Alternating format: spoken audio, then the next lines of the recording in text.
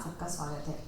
जैसा कि हम सबको पता है कि 1 मई से 18+ के जितने भी लोग हैं उनका वैक्सीनेशन स्टार्ट हो गया है। कोविड-19 वैक्सीनेशन स्टार्ट हो गया है इंडिया में। तो बहुत सारे लोगों के मन में बहुत सारे क्वेश्चंस हैं कोविड वैक्सीनेशन को लेके, खासतौर से वो लोग जो प्रेगनेंसी प्लान कर रहे हैं। हमारे पास बहुत सारे ऐसे young male and female partners आते हैं जिनके मन में बहुत सारे क्वेश्चंस होते हैं। वो पूछते हैं कि क्या प्रेगनेंसी प्लान करते समय कोविड वैक्सीनेशन ले सकते हैं, क्या इस वैक्सीनेशन का हमारी फर्टिलिटी पे, मेल और फीमेल फर्टिलिटी पे कोई इफेक्ट है या नहीं है। दूसरा बहुत बड़ा क्वेश्चन है लोगों के मन में कि अगर हमने ये वैक्सीन ले भी लिया है तो उसके कितने दिन के बाद हमें प्रेगनेंसी प्लान करनी चाहिए। कोविड वैक्सीन का इफेक्ट फर्टिलिटी पे शुरू करने से पहले मैं ये बता दूं कि कोविड-19 का जो इन्फेक्शन है वो प्रेगनेंसी में बहुत ज़्यादा डेंजरस है। अगर कोविड-19 का इन्फेक्शन प्रेगनेंसी में हो जाता है, खासतौर से लास्ट ट्राइमेस्टर में, मतलब लास्ट के 3 महीने में अगर ये इन्फेक्शन होता है तो वो मदर की लाइफ को बहुत ज़्यादा एंडेंजर करता है, साथ साथ में बेबी की लाइफ को भी बहुत ज़्यादा एंडेंजर करता है। मदर को आईसीयू में रखना पड़ सकता है, मदर को बहुत सारे कॉम्प्लिकेशन शुरू हो जाते हैं। प्रेगनेंसी अपने आप में एक इम्यूनो कॉम्प्रोमाइज स्टेट होता है। प्रेगनेंसी में थ्रोम्बोजेनिक फिनोमिना बढ़ जाता है, मतलब ब्लड क्लॉटिंग की फिनोमिना बढ़ जाती है, ब्लड क्लॉट ज़्यादा बनता है। और साथ में अगर कोविड इन्फेक्शन हो जाए तो और ज़्यादा प्रोन हो जाती हैं वुमेन क्लॉटिंग के लिए, तो हार्ट अटैक के लिए, सीवीए मतलब ब्रेन हेमरेज के लिए। इसलिए कोविड-19 का इन्फेक्शन पर से प्रेगनेंसी में अपने आप में एक डेंजरस चीज़ है जिसमें मदर को आईसीयू में रखना पड़ सकता है। साथ साथ में बच्चे के ऊपर भी बहुत बुरा इफेक्ट है, अबॉर्शन हो सकता है, प्रीटर्म डिलीवरी हो सकती है, बच्चे का अचानक अंदर धड़कन बंद हो सकता है, और भी वेरियस बहुत सारे कॉम्प्लिकेशंस हैं कोविड-19 के प्रेगनेंसी में। इसलिए अगर आप प्रेगनेंसी प्लान कर रहे हैं तो प्लीज़ बिना वैक्सीनेशन के प्रेगनेंसी बिल्कुल प्लान न करें। अब दूसरा जो क्वेश्चन है लोगों के मन में कि क्या इसका इम्पैक्ट हमारी फर्टिलिटी पे है या नहीं है। तो अभी तक जितने भी रिसर्चेस हुए हैं, जितना भी डेटा अवेलेबल है, उसके हिसाब से शॉर्ट टर्म या लॉन्ग टर्म फीमेल फर्टिलिटी पे, फीमेल रिप्रोडक्टिव सिस्टम पे इसका कोई इम्पैक्ट नहीं देखा गया है। वैसे भी अगर हम थ्योरेटिकली देखें तो कोई भी ऐसा मैकेनिज्म नहीं है, साइंटिफिक या मेडिकल मैकेनिज्म नहीं है जिससे ये वैक्सीन हमारे रिप्रोडक्टिव सिस्टम को किसी भी तरीके से हार्म करे। तो इसलिए परेशान होने की ज़रूरत नहीं है, ये आपके फर्टिलिटी को कोई इम्पैक्ट नहीं करने वाला है, हार्मफुल इम्पैक्ट नहीं करने वाला है। आप आराम से ये वैक्सीनेशन लगवा सकते हैं।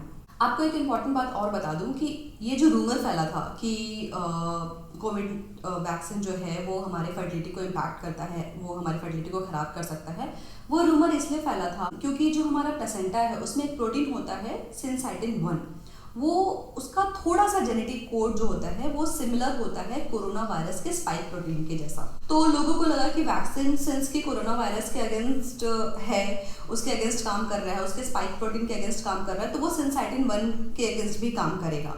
लेकिन ऐसा बिल्कुल भी नहीं है। वो जो जेनेटिक कोड है वो बहुत थोड़ी सी सिमिलरिटी है, और हमारा इम्यून सिस्टम इतना इंटेलिजेंट तो होता है कि वो उस दोनों में डिफ्रेंशिएट कर सकता है। जैसे अगर चींटी और हाथी दोनों ही ब्लैक कलर के हैं, लेकिन हमारी आंखें उसको डिफरेंशिएट कर सकती हैं कि वो दोनों भले ही ब्लैक कलर के हैं लेकिन उन दोनों में डिफरेंस है। वैसे ही हमारा इम्यून सिस्टम इतना इंटेलिजेंट होता है कि वो उन दोनों प्रोटीन के अंदर जो डिफरेंस है उसको समझ सकता है, और वो सिनसाइटिन-1 को अटैक नहीं करता है, कोरोना वायरस के स्पाइक प्रोटीन को अटैक करता है। तीसरा बहुत इंपॉर्टेंट क्वेश्चन है लोगों के मन में, क्योंकि ये भी एक रूमर फैल गया था कि वैक्सीन के बाद मेंस्ट्रुअल प्रॉब्लम शुरू हो जाती है। किसी को मेंसेस ज़्यादा आते हैं, किसी को कम आते हैं, किसी के रुक जाते हैं, किसी के डिले हो जाते हैं। उसके बाद बहुत सारे रिसर्चेस किए गए, डाटा निकाला गया, तो ऐसा कोई सिग्निफिकेंट डाटा नहीं मिला जिसमें ये देखा गया हो कि मेंस्ट्रुअल साइकिल पे, मेंसेस पे, ब्लीडिंग पे इसका कोई इम्पैक्ट है। इसलिए मेंसेस पे भी इसका कोई इम्पैक्ट नहीं है, इसके लिए भी आपको डरने की ज़रूरत नहीं है। चौथा इंपॉर्टेंट क्वेश्चन है लोगों के मन में कि मेंसेस के टाइम पे ये लगवा सकते हैं कि नहीं लगवा सकते हैं। तो देखिए, मेंसेस के टाइम पे आप लगवा सकते हैं, इसमें कोई प्रॉब्लम नहीं है। अगर आपको मेंसेस के टाइम पे कोई प्रॉब्लम नहीं होती है, आप सिक नहीं, यूजुअली आप सिक नहीं होते हैं, तो आप बिल्कुल लगवा सकते हैं। इससे वैक्सीन का लगवाना और मेंसेस से इसका कोई रिलेशन नहीं है। कुछ लोगों को मेंसेस के टाइम पे बहुत ज़्यादा पेन होता है, वॉमिटिंग होती है, नॉजिया होता है, फीवर आ जाता है और वीक फील होता है। तो ऐसे लोग थोड़ा सा अपना डेट पोस्टपोन कर सकते हैं, क्योंकि ऑलरेडी आप वीक फील कर रहे हो, और वैक्सीन के भी जो मिनिमल साइड इफेक्ट्स होते हैं वो भी यही होते हैं कि वीकनेस हो रहा है, नॉजिया हो रही है, वॉमिटिंग हो रहा है, तो दोनों एक साथ ना क्यूमुलेटिव बन जाए। इसलिए अगर आपको प्रॉब्लम होती है मेंसेस के टाइम पे तो आप थोड़ा सा उसको डिले कर सकते हैं। लेकिन अगर आपको मेंसेस के टाइम पे कोई प्रॉब्लम नहीं रहती है, आप यूजली हेल्थी रहते हैं, तो आप आराम से ये वैक्सीन ले सकते हो, उसमें कोई इश्यू नहीं है। एक और बहुत इंपॉर्टेंट क्वेश्चन है लोगों के मन में कि अगर हमने वैक्सीनेशन लगवा लिया है तो उसके कितने दिन के बाद हमें प्लान करना चाहिए। तो देखिए, सेकेंड डोज के 4 to 6 वीक्स के बाद आइडियली कंप्लीट एंटीबॉडी बन जाते हैं बॉडी में। तो इसलिए आपको 6 वीक्स से लेके 8 वीक्स मतलब 1.5 से 2 महीने आपको रुकना चाहिए सेकेंड डोज के बाद। उसके बाद आपके अंदर ऑलरेडी एंटीबॉडीज बन चुके हैं, आप आराम से अपनी प्रेगनेंसी प्लान कर सकते हैं बिना किसी टेंशन के। दूसरा इंपॉर्टेंट क्वेश्चन है कि 2 मंथ्स नहीं हुए हैं सेकेंड डोज के और आपकी प्रेगनेंसी कंफर्म हो गई है, या आपने फर्स्ट डोज लिया है और सेकेंड डोज के पहले ही आपकी प्रेगनेंसी कंफर्म हो गई है, तो आपको प्रेगनेंसी टर्मिनेट करने की ज़रूरत नहीं है, अबॉर्ट कराने की ज़रूरत नहीं है, क्योंकि अभी तक कोई भी ऐसा डेटा अवेलेबल नहीं है जो ये बोलता हो कि वैक्सीन के बाद आपका अबॉर्शन का रिस्क बढ़ता हो या वैक्सीन के बाद आपके बच्चे में कोई खराबी हो जाएगी। ऐसा कुछ भी नहीं है। अगर आपकी प्रेगनेंसी ठहर गई है तो आप उसको कंटिन्यू कर सकते हैं। ये सारी बातें थी फीमेल फर्टिलिटी से रिलेटेड। अब कुछ बातें करते हैं हम मेल फर्टिलिटी से रिलेटेड। तो कुछ मेल्स भी थोड़े से डरे हुए थे कि वैक्सीनेशन करवाएं या ना करवाएं। तो मैं आपको ये बात बता दूं कि कोविड-19 इन्फेक्शन जो है वो मेल्स में उनकी फर्टिलिटी पे उसका कुछ शॉर्ट टर्म इफेक्ट देखा गया है।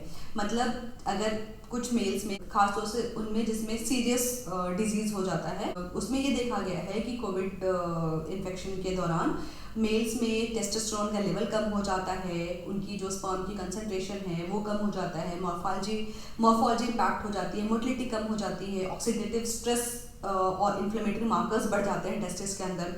तो शॉर्ट टर्म इफेक्ट होता है कोविड इन्फेक्शन का ऑन मेल फर्टिलिटी। ऑल्दो इसके लॉन्ग टर्म इफेक्ट अभी नहीं देखे गए हैं क्योंकि अभी इतना डेटा अवेलेबल नहीं है। और वैसे भी जैसे बहुत सारे वायरल इन्फेक्शन जो होते हैं वो मेल फर्टिलिटी को इम्पैक्ट करते हैं। जैसे मम्स होता है, अगर वो सीरियस हो जाए तो वो मेल को कई बार इनफर्टाइल कर देता है। इसलिए मेल्स को भी ये वैक्सीनेशन टाइम से करवा लेना चाहिए अगर आप प्रेगनेंसी प्लान कर रहे हैं तो। और लास्ट में आपको ये बात बता दूं कि जितने भी इंटरनेशनल गाइडलाइंस हैं, चाहे वो ACOG हो, RCOG हो, FOXI हो, CDC हो, इंटरनेशनल वैक्सीनेशन की जॉइंट कमेटी हो, ASRM हो, इन सब के हिसाब से आपको प्रेगनेंसी प्लान करने से पहले आपको अपना वैक्सीनेशन जरूर करवा लेना चाहिए। तो फ्रेंड्स, ये सारी चीज़ें थी जो मैंने वेरियस इंटरनेशनल गाइडलाइंस के हिसाब से आपको बातें बताई हैं। तो आप इसको फॉलो करिए और अपनी प्रेगनेंसी को सेफ बनाइए, हेल्दी बनाइए, ताकि आप स्ट्रेस फ्री अपनी प्रेगनेंसी को एंजॉय कर सकें। Friends, have a safe and happy motherhood. Take care, bye bye.